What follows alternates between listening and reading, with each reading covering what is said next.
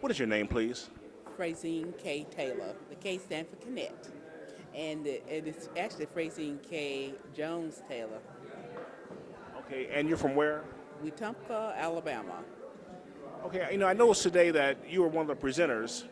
Um, what was your topic on? It was yesterday, whatever it was. My my topic was on how to begin your genealogy research, and I was there to give pointers on how to begin and where to start and how to start. And basically, what I found out was when I got there to do the presentation, most of the people had been working on their genealogy for years, but you always can. Everyone can take a beginner's course. In fact, I do that myself. I'll go in and take a beginner's course because you find out different information and you find out new information every time. But I talk to a lot of people who procrastinate so much they never get started. So what does a person need to do to make sure that they don't burn themselves out real quick? What is the right way to start? Well, the best way to start is that you want to start with yourself and work backwards. But you want to, the things that you need to do is get organized first. When I mean getting organized, don't write information on pieces of paper and notebooks here and notebooks there, but use now with the computers out, the computer programs and those things that help people with like databases, the information that you find, you keep put it into a database, and it helps you to organize your research. But the main purpose is organization. Organize yourself so that you know what you're doing when you go to places, know what you want to look for. Also, the fact that you want to, in organization, you want to write down what things you have looked at. And I got this from personal experience. You write down, keep a research log, because what happens is that you will end up looking at the same information 2 years from now that you looked at the first year. And you go back, oh, I've already seen this. I even got copies of it. So if you keep a research log and organize your information by family, like your paternal family and your maternal family, and the grandfather, you just organize it and have dividers and sheet protectors and notebooks. You'll be surprised. You won't burn out at all because you won't try to carry all that information with you to a place in the research. You'll pull the documents that you need. I mean, what I mean is, okay, when you say organize, okay, let's say that you've written down um, everybody on your mom's side and your dad's side, as far as you can go back. Right, that's the oral history. Then, okay, that's oral history. Then what do you do after you've written down your aunts and uncles and your great uncles, things like that?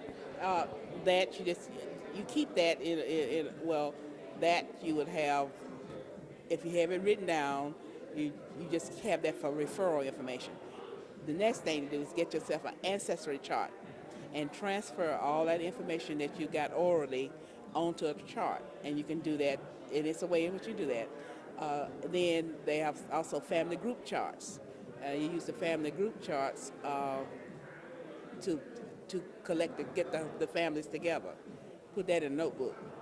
So you got your oral history written down. Now what you want to do with that oral history is document it. You either prove it or disprove it. That's what genealogy is, proven or disproven.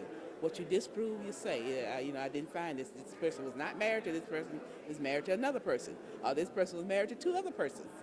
So that's the documentation. And here is the marriage certificates that I found. How long have you been doing this?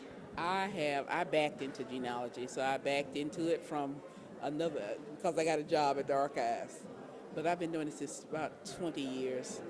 And it's not genealogy is not an ending process. It's not an ending research because people in the family die, they have children, and they get married. So the family is all the time moving. So you got to keep up with that. So you'll be it's a forever job. So when you first started getting involved with this, did you find it difficult, or did they teach you the right way to do it? No, it was difficult because at the time I started, you had no roadmaps. You had no people that are doing like this conference here. You had no people out there teaching different aspects of records.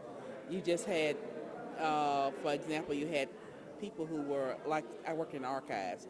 most of the people, 90% of the people who came in the archives were Caucasian.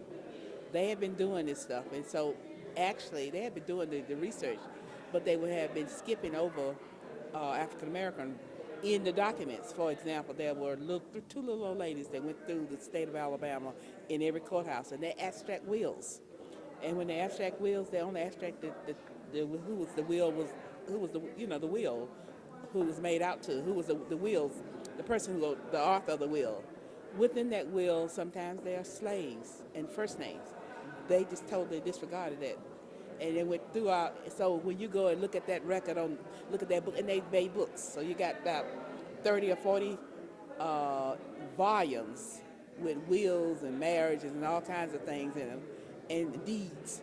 And you go and you look for trying to find African, it's not there because they did not index it. So, but if you look at the record, it's there. So that's one example of not paying attention. I would say neglect by not knowing. Like it's things of neglect. I don't say neglect. I don't even know where they even realized that they were not inclusive, or didn't want to include. It was not important. Blacks in the records were not important to them, so they did not do it. So they give a whole opportunity of us finding information. So my point is, no, that was when I started, there was not a roadmap. But since that time, over the years, people like this and other genome societies that have formed, even in Alabama, have helped people to get to the tools. It's knowing the tools.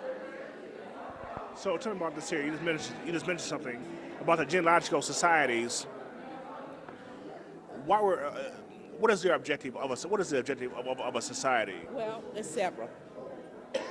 And one is that to meet people with the same like mind, talking the same thing. Because I don't know if you've interviewed some of the other people around here, or you ask them, they go, I'm the only one in the family that's interested in this stuff.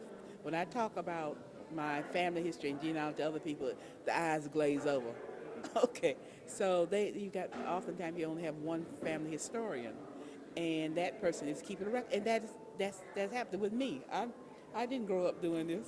In fact, like I said, I stumbled into it. In fact, I wasn't interested. Now, I wish I had, knowing what I know now, I wish I had talked to my grandfather and some other people to get more information. But that's the same thing. So the society is talking to people like mine, and also meeting and greeting people who can help you across your brick walls, because everybody's going to come to a brick wall where they can't find anything.